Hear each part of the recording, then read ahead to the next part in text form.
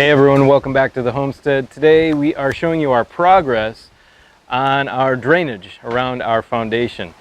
If you watched the previous video, you saw that there were a lot of things wrong with the way the house is situated, and the drainage away from the house is just absolutely ridiculous, and it should be the opposite of what it was. So we're remedying that, and we're going to show you how we put in some drain tile and some catch basins to get the water away from the house. So we removed the metal skirting around this portion of the home right here and then around the corner, and I want to show you why. Over here is an example of why. If you can see that, the old galvanized metal skirting is rusted out and water is flowing underneath the home through the rusted out galvanized skirting. Additionally, it was put on incorrectly, and it was placed on there by putting these two boards to kind of hold it together. The top, or the first board here is a spacer, and the second board here is just to hold it against the home. Well, there's no flashing on top of those boards, and there's no sealant. So water has gotten behind these boards here, not only, as it runs down the house, and not only is water getting through right here, but water is coming back down and rotting out the siding at the bottom. So I don't know if you can see back here or not, but that's where that board was sitting on this portion of the home, right here, and it is completely rotted out that siding. So our strategy is to come back and take a saw, and we're going to cut off the bottom of that siding. We're going to put a piece of flashing underneath, and then that flashing is going to come over the bottom of this new skirting. Now this new skirting may look funny. That is because it is an old pool liner, and when you're on a homestead, you really need to improvise per your budget. Now, is this the best thing to use for the skirting under your home? Probably not, but it is more than adequate right now to be able to stop the water from gaining entrance under the home. And it's over 1/8 of an inch thick.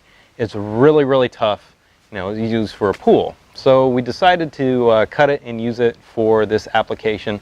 I think it's going to work pretty well.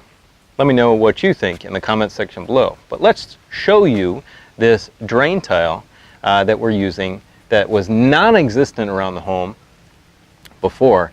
We'll show you how to do that and show you how we're getting the water away from the house.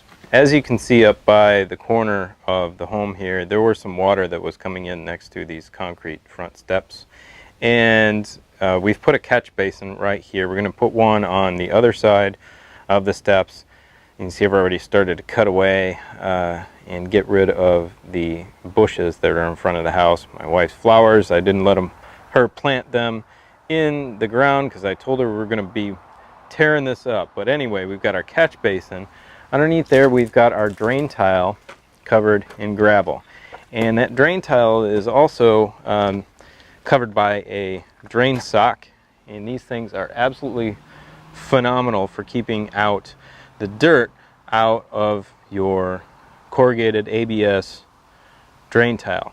So what you want to do is dig your trench at about even with the bottom of the skirting, and which is even with the bottom of the footing, the block footing on the house.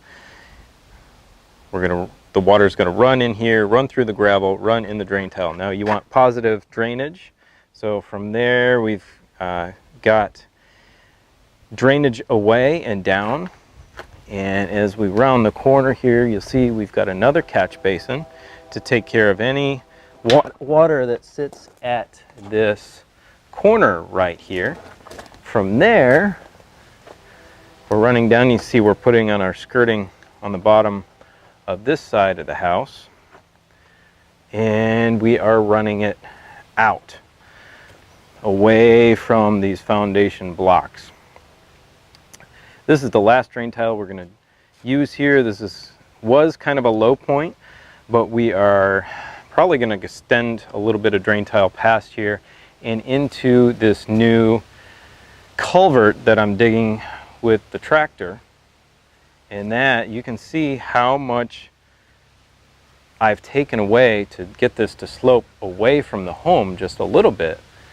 You can see the height of where it was before it was sloped toward the home. I think you saw me talking about that in the other video, and that is total insanity. So we are going to line this with some rock and get the water continue to drain down the hill to our dry creek, which is way beyond the trees down in that direction.